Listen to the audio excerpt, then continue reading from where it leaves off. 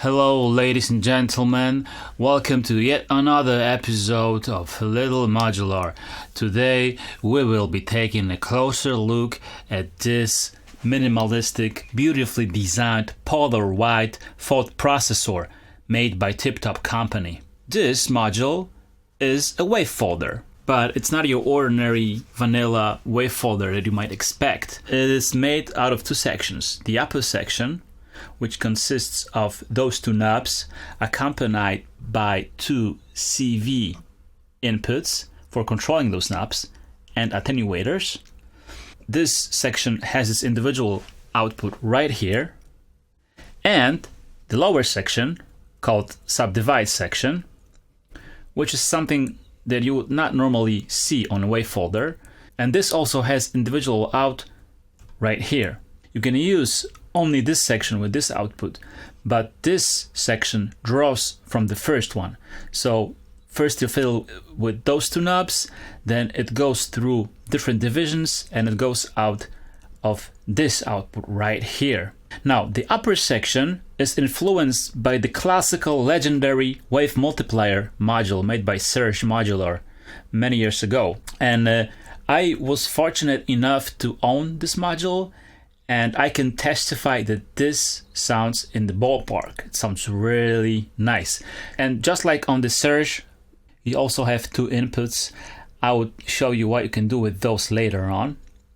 So the upper section has two knobs, as I mentioned. The first one is responsible for amount of folding. So the more you turn it, the more aggressive it gets. The lower one, called inject, we can treat it as a sort of a variation. So you just move it around and see what kind of saturation, folding, distortion you get with this right here. One thing worth mentioning about this knob, about the inject, is that sometimes you can get into so-called dead zones. If you turn it to the extremes, the sound may disappear. This is a perfectly normal behavior.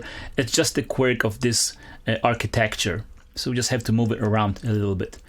Now the lower section consists of 4 subdividers, which are spaced 1 octave apart. That's enough talking. Let's tweak some knobs and make some noise. Now that's how a sine wave from twin waves sounds, like dry, no processing. A decent sine wave, nice sounding, smooth. Now that's how it sounds processed through thought processor.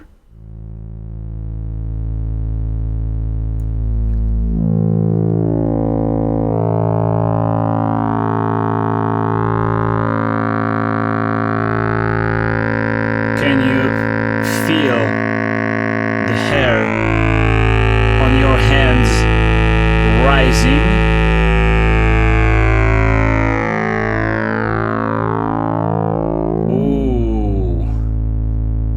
That's some nice electricity right there. That's just a pure sine wave out of the upper section, nothing else. Super simple. Okay?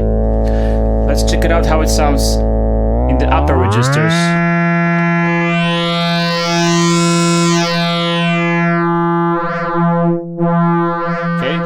Let's see how it sounds on some other oscillators. For example, this is Rubicon triangle wave.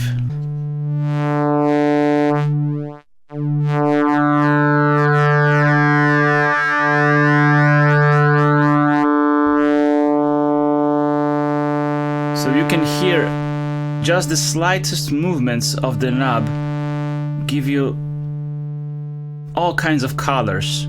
So you gotta be really gentle with this one.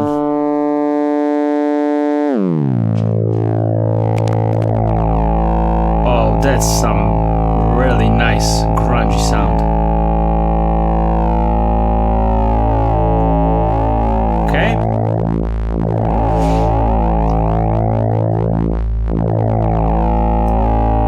These are just the simplest waves. Now let's try and animate, because as I told you, I really like the sweeping sound of it. I have an LFO from CV Trinity. Let's plug it into the fold.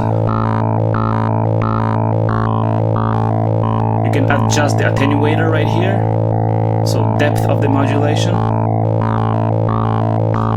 And let's try to maybe animate also the inject knob.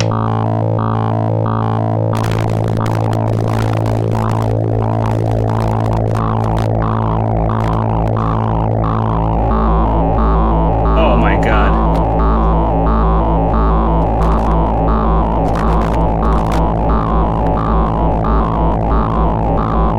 That is so nice. Let me remind you again, one wave, only the upper section, nothing else. And that already sounds so rich.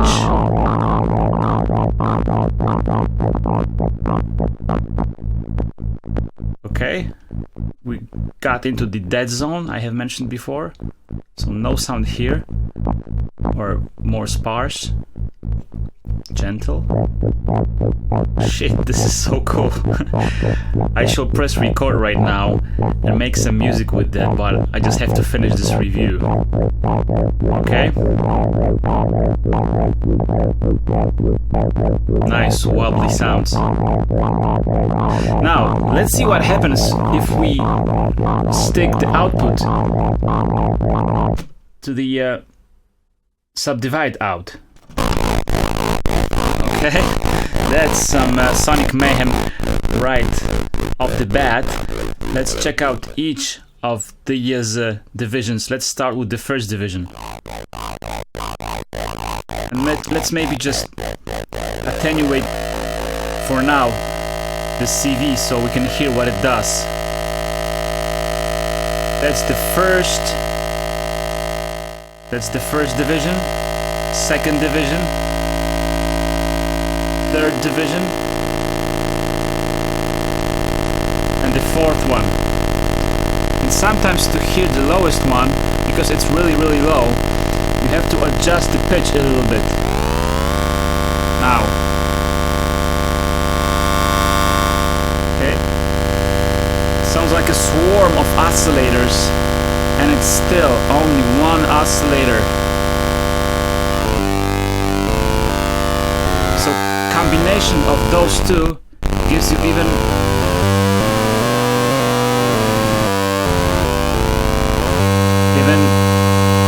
more options and flavors. Let's try to apply some movement.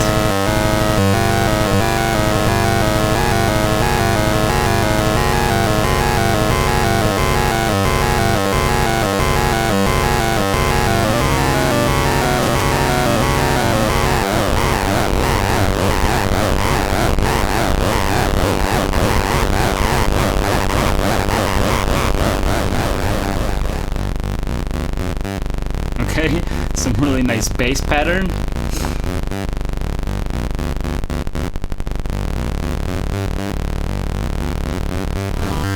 Crazy harmonics. That's some instant Chemical Brothers stuff right there.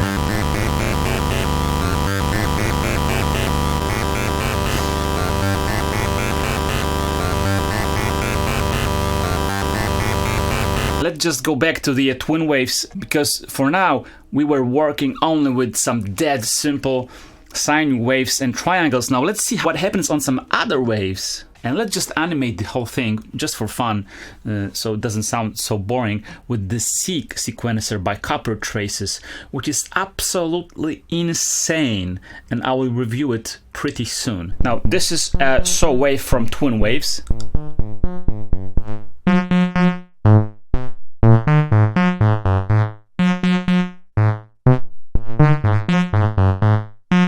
And that's how additive synthesis sounds like, even additive.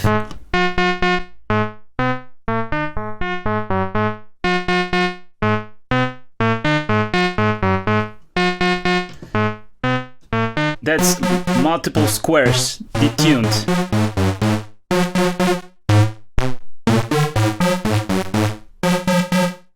If you're looking for this rave, fat, spread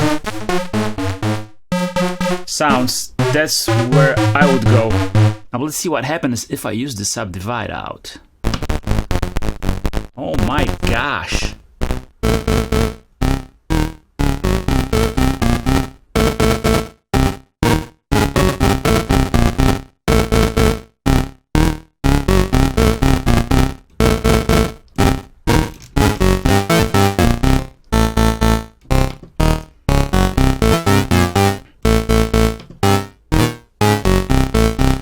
animated.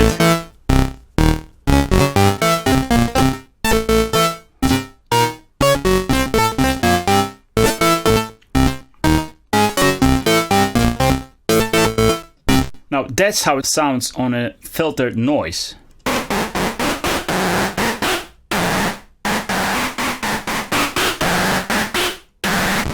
So as you can see, it's million sounds in one module.